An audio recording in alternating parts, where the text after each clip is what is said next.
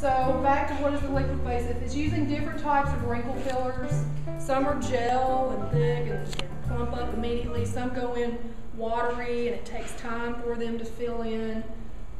Botox is also considered part of the liquid facelift because even though it's not a filler-inner, Botox can actually, it helps with wrinkles, obviously. And if you do it correctly, the brow can actually lift. You can get what's called the Botox brow lift, which is actually a elevation, literally, of your eyebrows.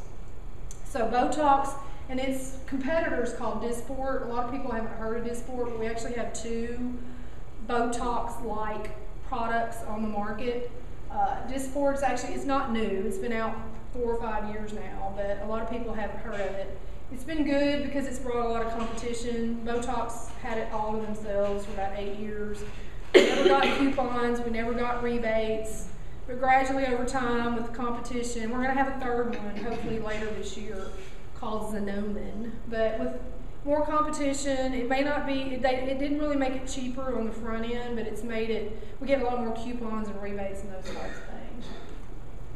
One that you may never have heard of is called Sculptra. This is the one that actually is more watery, and it's sort of the base. I put it in first, deep, and it takes time for the Sculptra to actually thicken those deeper layers of the face. And it's not immediate, but it's very long lasting. It can last 2 to 3 years. And it really is sort of the bottom of the layers that we're going to put in to sort of rebuild the structure of the face. Radiesse is another good one. It is a thick sort of gel filler, but it goes further than like the Juvederm or the Restylane. And I typically use it if somebody has a lot of cheek volume loss and they need more immediate results. They have a class reunion, something where they can't wait 6 or months or so to see results. I will do Radiesse for the cheeks, but really I like to use Sculptra as the first step, as the structure or the base of what we're going to do to the face. After we get that in, I'll bring patients back and we actually start to layer in the Juvederm and the Restylane for the folds, either the nasolabial fold or the marionette fold. Another thing I didn't talk about in that first slide is lips. As you age, your estrogen levels go down, and we all lose our lips. Usually the top lip goes before the bottom lip. Who knows why? Usually it's just smaller to begin with.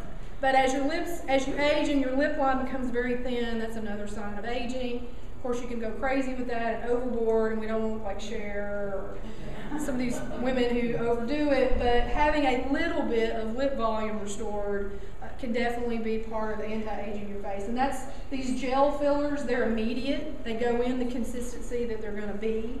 When you walk out of the office, this is plumper, this is less deep, your lips are fuller. You can also use it under the eyes for that hollowed out, what we call a tear trough, which is another thing that can age the face. But Juvederm and Restylane are for those areas where Sculptra kind of goes in everywhere. I kind of put it in from here down, and just to rebuild the bottom of the face. And then once again, Botox and Dysport are really better for the upper part of the face, crow's feet, the forehead, to give you that Botox brow lift. I've kind of touched on this already, but a liquid facelift is not a procedure, and it requires maintenance. You have to come in for touch-ups.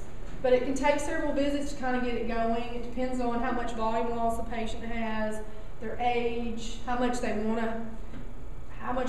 to improve their appearance. And like I said, usually it's more than one type of product.